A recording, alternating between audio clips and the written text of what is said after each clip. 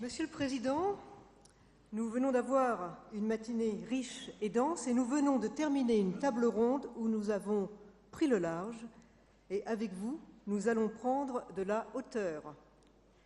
Nous avons eu ce matin et nous allons voir cet après-midi des débats organisés autour de l'attractivité de la France, certes, recrits, études d'impact, fiscalité des impatriés, non-rétroactivité des lois, et toutes les mesures quelque peu techniques dont nous avons parlé sont importantes pour nous, mais elles ne seraient rien ou ne sauraient être sans la capacité de notre pays à retrouver confiance en lui-même et en son destin, à retrouver des valeurs et à se donner des idéaux.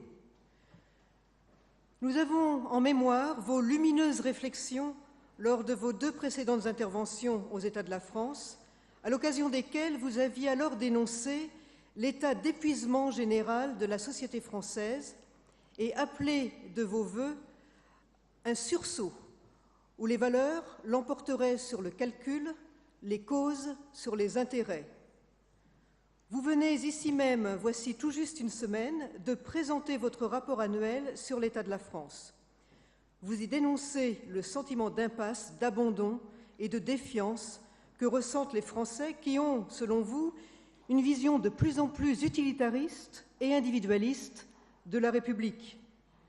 Vous y dites que les Français ont le sentiment que le système souvent les freine, les infantilise et les sanctionne, alors qu'ils sont globalement responsables, pleins de ressources et de talents, ce que nous avons nous-mêmes rappelé ce matin, et prêts à affronter l'avenir.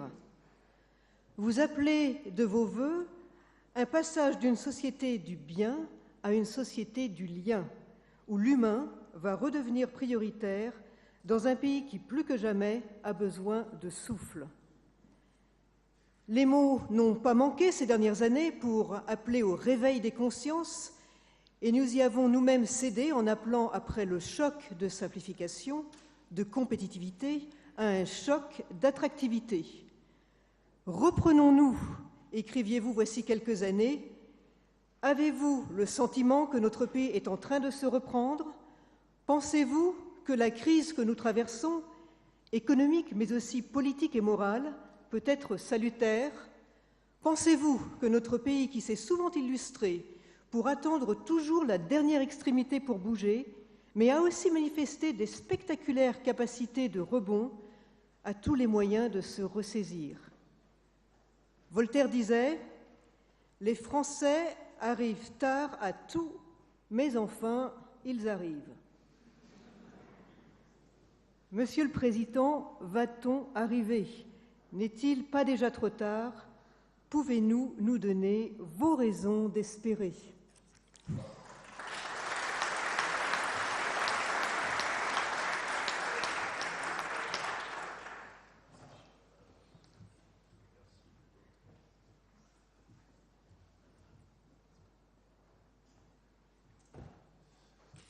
Oui, Monsieur le Président, cher Denis, Mesdames et Messieurs, d'abord, vous me prêtez beaucoup de talent, de perspective. Je voudrais simplement dire à quel point j'ai été très impressionné. J'ai beaucoup regretté de ne pas pouvoir assister à votre table ronde. En réalité, je recevais des acteurs du numérique. Formidable transformation du monde. Je voudrais dire à quel point j'ai été très intéressé, Jean-Pierre, par votre sondage, par votre motivation. Votre motivation de se dire « il est difficile de laisser notre France ne pas jouer dans la cour des grands, dans un monde qui est en train de se transformer ». Je voudrais vous faire part peut-être à ce moment-là de quelques-unes des réflexions que vous m'inspirez. L'analyse que je vous ai peut-être dite l'année dernière, c'est que nous ne sommes pas en crise, nous sommes en métamorphose. C'est-à-dire qu'en réalité, le monde de demain n'aura plus rien à voir avec celui d'aujourd'hui et que l'on a souvent sous-estimé l'impact des technologies sur la géopolitique et la transformation de nos territoires et la répartition du monde. Je crois qu'en 1945, lorsque les Américains voulaient construire la paix, ils se sont complètement investis dans une dimension mondiale de Montesquieu. Plus on développe les relations commerciales, plus la paix s'installe entre les hommes. Ils n'ont plus imaginé cette dimension mondiale que par deux technologies, le téléphone qui accélérait la circulation d'informations et le conteneur qui baissait le prix du transport. Aujourd'hui, nous sommes dans un moment totalement fascinant. C'est la première fois dans l'histoire de l'homme que l'homme invente des machines qui dépassent sa capacité d'entendement. Puisque l'on voit bien dans les nanotechnologies, on est en train de rétrécir l'espace et de rétrécir le temps. Et que l'on a maintenant des machines qui sont capables d'aller à 1 million de fois plus vite que le calcul des neurones. Et que lorsque vous visitez l'Institut du cerveau et de la moelle épinière ici à Paris, nos chercheurs sont en train de réfléchir à la façon dont notre cerveau fonctionne du passage de la pensée à l'acte, avec les possibilités peut-être de changer le comportement des hommes. Et que nous voyons bien que dans très peu de temps, dans moins de 10 ans, nous allons avoir 10 000 milliards d'objets connectés et intelligents, qui veut dire que nous ne serons plus des analystes de données, nous serons des émetteurs de données. Et que le basculement auquel nous assistons est un basculement absolument incroyable de l'individu, du collectif vers l'individu. Tous nos systèmes de domination, y compris celui de vos entreprises, étaient basés sur une domination et avec ce que l'empereur romain ou l'empire romain disait limes, la limite. Nous avions tous besoin de nos limites, au-delà de laquelle notre pouvoir, notre armée n'avait plus d'action. Et nous avions tous besoin d'être campés sur un certain nombre de pouvoirs. Le monde d'aujourd'hui, qui est en train de s'accélérer à toute vitesse, est un monde qui fait disparaître les frontières. Plus personne n'imagine de pouvoir maîtriser sur un territoire donné la circulation des hommes, la circulation des idées, la circulation des marchandises, la circulation des capitaux. Et donc pour les politiques, qui sont nos décideurs, mais peut-être aussi pour les entreprises, mais vous avez su anticiper cela, le fait de dire « ça n'est pas la demande qui fera la force de mon territoire et je vais capter à l'intérieur de mon territoire la puissance de mon sol, de mon sous-sol », c'est l'exploitation des intelligences, et donc c'est ma capacité d'attractivité. Et je crois qu'en réalité, dans l'attractivité, ça veut dire quelles sont les décisions politiques que je dois prendre pour que les capitaux du monde entier s'investissent chez moi, et pour que les jeunes du monde entier aient envie d'investir chez moi. Et que l'on voit bien que dans le benchmarking que vous êtes en train de développer, vous êtes, pardonnez-moi, dans plus vite, plus loin, plus fort, je vous retournerai aussi cette option. C'est-à-dire que vous n'êtes plus seulement uniquement dans un benchmarking infragroupe, de savoir dans l'arbitrage d'un investissement canadien, américain, australien ou français, comment faire en sorte pour que ça s'investisse en France. C'est est-ce qu'aujourd'hui notre force française est capable de sortir de son conservatisme pour préserver un monde qui s'éteint et de retrouver notre goût de l'aventure pour accompagner un monde qui s'éclaire et qui s'éveille.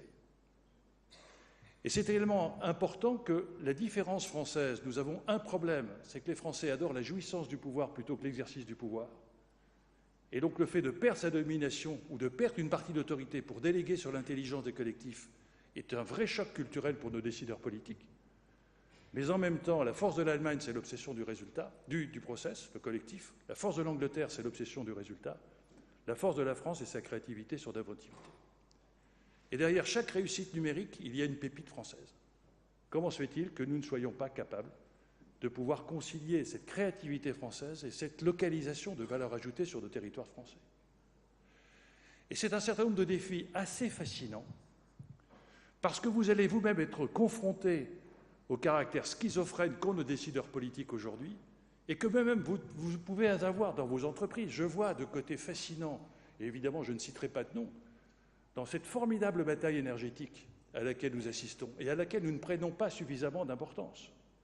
C'est-à-dire aujourd'hui, est-ce qu'un certain nombre d'entreprises capitalistiques américaines ne vont pas chuter sur la baisse du cours du pétrole? Acculer la Russie à la faillite peut être un désastre politique absolument incroyable au niveau de l'Europe. Et l'on voit bien aujourd'hui un certain nombre de grands énergéticiens mondiaux qui ont basé leur réputation sur des années et des années de réussite sont aujourd'hui condamnés parce qu'ils n'ont pas su prendre des virages d'anticipation par rapport à une énergie nouvelle qui va quitter un modèle centralisé vers un modèle productif. C'est-à-dire vous-même, dans vos propres entreprises, vous serez en permanence tiraillés par le poids du conservatisme, comment préserver l'ancien, plutôt qu'éventuellement de le remettre en cause, quitte à le voir disparaître, pour essayer d'aller dans l'aventure du futur. Et nous sommes là dans une dimension qui n'est pas capitalistique, Nous sommes dans une dimension humaine et affective. Tant que l'espérance du futur ne sera pas supérieure à la douleur de ce que l'on perd au présent, toutes les résistances vous empêcheront d'avancer. Et nous sommes dans des moments où nos systèmes démocratiques à l'échelon de la planète sont confrontés à ce dilemme électoral. Je préfère gagner un électeur même si je perds un citoyen. Et on a décliné, je préfère garder mes électeurs même si je perds mes entreprises. Or, le vrai débat qui est aujourd'hui en train de se passer, c'est que l'on voit bien que les citoyens qui ont un bon sens extraordinaire dans l'économie numérique dans laquelle nous sommes, les citoyens vont plus vite que les politiques. Et Dieu sait si mon ambition, c'est de restaurer les politiques et de restaurer les syndicats. Et ce qui est intéressant, souvenez-vous toujours que quand on donne au peuple les moyens d'être intelligents, ils sont intelligents. Quand vous permettez à vos salariés d'être innovants, ils sont innovants.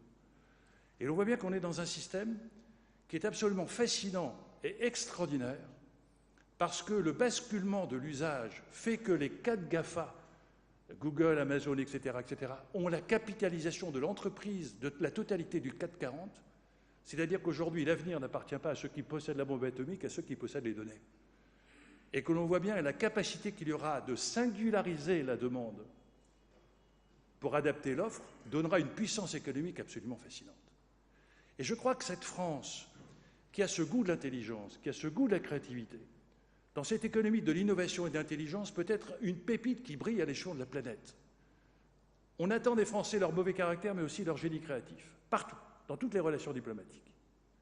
Et si nous arrivons, et c'est l'objet de cette instance, à faire en sorte que notre système d'éducation soit un système qui valorise les talents et non pas sanctionne les échecs, que nous ayons le choc de la réalité. Nous sommes dans des dénis de réalité depuis 15 ou 20 ans. Et d'ailleurs, c'est intéressant de voir l'adhésion populaire à M. Macron et les critiques des systèmes politiques contre M. Macron. Il est intéressant de voir que nous sommes aujourd'hui dans des moments où un certain nombre d'entreprises, c'est tout le débat entre Blablacar, qui a été la plus belle capitalisation B2B, 100 millions de dollars. Donc ça veut dire qu'aujourd'hui, nous avons une créativité extraordinaire sur le terrain. Je n'ai jamais vu autant de fertilité locale. Et quand je ramène ces optimismes locaux à l'échelon national, je n'ai jamais vu autant de pessimisme national. Nous sommes dans un moment d'une schizophrénie absolument incroyable. Or, mon interrogation, c'est que si ce monde d'après-guerre a été façonné par les technologies, avec un système d'ailleurs qui faisait que la mondialisation par la France était acceptée parce que c'était la conquête des territoires. Nous allions conquérir nos colonies après la guerre. Aujourd'hui, il n'y a plus de conquête de territoire. Il n'y a plus que des choix inverses.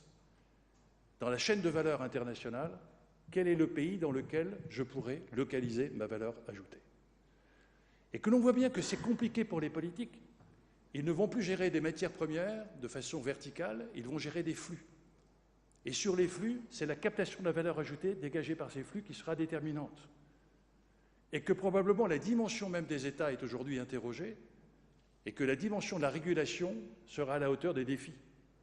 Si le défi est une régulation mondiale, ce sont des réponses de caractère continental. Et l'on voit bien que l'Europe ne peut plus être une concurrence infra-étatique. L'Europe doit être une synergie des États pour construire non pas une économie performante, mais un projet de société dans lequel la performance économique peut retrouver la performance sociale, ce qui était l'élément déterminant de la stabilité de toute démocratie partout dans les phases de croissance. On a vu grandir la classe moyenne parce qu'il y avait cette capacité de pouvoir irriguer la classe moyenne d'une performance économique et d'une redistribution de richesses. Nous voyons aujourd'hui avec angoisse nos pays avancer, voire une classe moyenne étranglée, une précarité augmentée, avec une performance économique qui ne concilie plus la performance sociale. C'est-à-dire que nous sommes en train d'avoir une instabilité politique sur le fond idéologique, une instabilité politique sur la rapidité des alternances, avec un jeu politique qui consiste à détricoter l'un avec l'autre. Et donc, ce qui convient, c'est de ne pas changer les institutions, c'est de changer le comportement politique. Par rapport à un regard et une responsabilité, j'entendais, madame, ce que vous disiez tout à l'heure à la fin de votre conclusion. Il y a quelque chose de positif pour vous. C'est que nous assistons aujourd'hui à un discrédit du politique jamais connu depuis la dernière guerre, qui se transforme, selon M. Perrineau, en haine du politique, ce qui est quelque chose qui me terrifie. Mais ça veut dire qu'en même temps, le bon sens populaire fait que dans un monde qui est en train de se métamorphoser, Si l'avenir apparaît comme une survie, c'est l'attitude désespérée de celui qui se noie. Il détruira celui qui le sauve. Si l'avenir apparaît comme une espérance, il y aura une mobilisation absolument incroyable. Et c'est un élément très intéressant parce que dans le paysage politique actuel, il n'y a plus d'espérance politique, si ce n'est que de stratégie de conquête de pouvoir. Et la gestion des peurs est exploitée aujourd'hui par Marine Le Pen. Et donc il y a une place pour une espérance alternative. Et quels sont les acteurs qui sont aujourd'hui regardés de façon positive par les citoyens? Ce sont les entrepreneurs. Je n'ai jamais vu un retournement d'opinion aussi favorable à l'égard de l'entreprise. Dans cet horizon, nous voyons distinguer deux choses. La notion du respect. Respect de moi, respect de l'autre, mais aussi respect de celui qui réussit. Respect Zlatan pour les buts que tu marques au PSG, respect monsieur pour les créations d'emplois que vous avez faites. Et donc aujourd'hui, vous les entrepreneurs, vous avez probablement une responsabilité plus grande que vous n'imaginez. Parce que vous avez quelque chose d'absolument phénoménal qu'évoquent souvent Pierre Rosanvallon et d'autres. Dans nos systèmes démocratiques, ce sont les institutions invisibles qui sont plus importantes que les institutions visibles. Qu'appelle-t-on institutions invisibles? La légitimité, la confiance et l'autorité. Et nous sommes aujourd'hui, dans nos systèmes démocratiques, en crise de confiance, en crise d'autorité, en crise de légitimité. Alors que vous, les entrepreneurs, lorsque vous réussissez le développement de votre entreprise, lorsque vous avez un dialogue social de co-construction du futur, on vous accorde du crédit, on vous accorde de l'autorité, on vous fait confiance et vous avez la légitimité. Et donc, aujourd'hui, porter l'entreprise France, non pas comme une entreprise de capitalisation outrancière, mais d'une capacité de pouvoir assurer le développement de vos salariés par un partenariat est un élément déterminant, car ce que nous voyons apparaître dans l'émergence des sciences cognitives, on a exploité les sols, et nous avions un comportement d'agriculteur, puis les sous-sols, et nous avions un comportement d'industriel, nous rentrons dans une science cognitive absolument phénoménale, dans lequel la préservation ou la construction du mental des personnes humaines sera totalement déterminante. C'est une science fabuleuse qui va concerner la santé, qui va concerner tous les services. Et qui fait que d'ailleurs les Américains, qui avaient parfaitement compris cela pour essayer de casser le monopole de la culture, sont en train de désigner la France comme le seul îlot de résistance culturelle où l'identité de la France échappe à cette manipulation mondiale du mental pour faire en sorte que l'on mettre les individus face à leur intériorité et qu'ils soient des consommateurs prisonniers d'une offre de consommation parfaitement maîtrisée. Et donc l'on voit bien que cette identité culturelle de la France, qui fait que la lutte des identités va remplacer la lutte des classes par la déstabilisation des classes moyennes, et qu'à l'évidence, plus la mondialisation fait disparaître les frontières, plus on a besoin d'identité de proximité. La France peut être un formidable atout de la valorisation de la dimension humaine et de l'exploitation de l'intelligence de l'homme qui est aujourd'hui au cœur de l'économie de demain. C'est un élément extrêmement fascinant parce que c'est peut-être en France que vous saurez peut-être lire plus vite que les autres le monde de demain par rapport aux Allemands qui sont rationnels, par rapport aux Américains qui sont structurellement tournés sur la notion du profit à court terme. Pourquoi? Parce qu'aujourd'hui, toute l'économie numérique est en train d'attaquer les filières les unes après les autres. Et après avoir attrapé les filières les plus faciles, le tourisme, elles sont aujourd'hui en train de s'attaquer aux filières les plus redoutables, les filières bancaires, les filières d'assurance, les filières les plus solides, en remettant en cause un nouveau pacte qui n'est plus le pacte de l'actionnaire et du salarié et du dirigeant au profit des actionnaires, qui est un pacte des utilisateurs pour faire en sorte que le capitalisme moderne qui est en train d'émerger soit un capitalisme d'usage et non plus un capitalisme financier qui s'était décroché, qui avait décroché l'économie des territoires et qui avait décroché la finance de l'économie. Donc nous sommes en train de vivre l'émergence d'un monde fabuleux dans lequel la France a tous les atouts pour perdre ou pour gagner. Et donc ce qui est intéressant, c'est de pouvoir influencer le pouvoir pour l'éclairer, pour lui ouvrir les pistes du possible. Et vous êtes, vous, les observateurs du réel. Vous êtes les observateurs du quotidien et du benchmarking pour regarder ce qui se passe de meilleur au monde. Et la France a aujourd'hui tous les atouts pour être la première dans l'économie de l'assurance, pour être la première dans l'économie de la santé, pour être la première dans l'économie des services, à condition que notre système central ne soit pas un système de stérilisation, mais au contraire un incubateur de fécondation. Et je crois que c'est cela, auquel les uns et les autres nous devons être attentifs, c'est que nous pouvons vivre une période fabuleuse où la France peut retrouver le génie et du cœur et de l'intelligence, avec cette capacité pour la COP21 qui se tiendra à Paris, de pouvoir réconcilier l'intérêt du développement économique, le développement humain et la préservation des ressources naturelles. L'inversement politique, c'est aussi dans la nature des débats. La science, jusqu'au XIXe et XXe siècle, était de faire en sorte que le politique essayait de reculer les limites du possible. Aujourd'hui, notre débat sera très clairement posé sur les limites à poser de façon éthique. J'ai un cœur artificiel qui arrête le cœur. Quelle est la limite du développement des inégalités pour ne pas remettre en cause la stabilité de nos pays?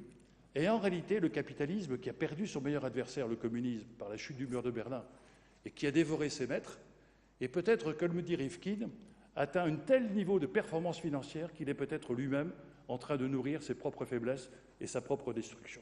Et donc nous avons à trouver ensemble ce capitalisme moderne, ce projet de société dans lequel la solidarité collective pourra être un moyen de sécurisation de tous ces phénomènes de rupture que nous allons connaître de plus en plus, et de faire en sorte que la France, comme vous l'indiquiez tout à l'heure, puisse à nouveau être une lumière qui brille à la lumière du monde. Merci.